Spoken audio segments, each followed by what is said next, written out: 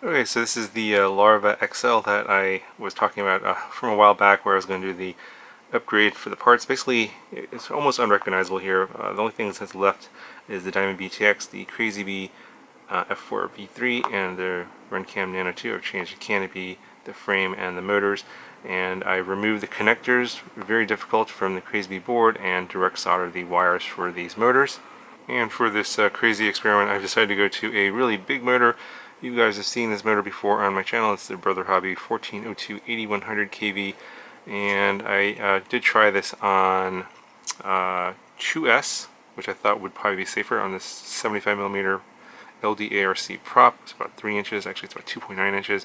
But I found that this is better on 3S, and you do get a little bit more prop wash, probably because these props are just need a little bit more tuning.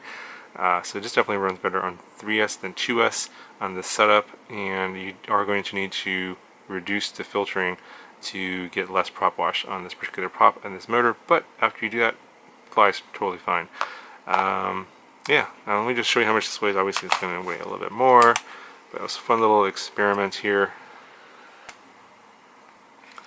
And coming at 60, just about 60 grams, and then I used the GNB 300 milliamp hour 3S, and with the battery, 85 grams total. Yeah, so yeah, if you want to upgrade your Larva-X to a bigger prop, I'm not necessarily sure if the 1402 is the best motor for this. I'm thinking like 1304 would be better on a 3-inch prop, and I'm not liking this prop too much. It's a little bit harder to tune than the HQ 3x2. I think that prop would be better.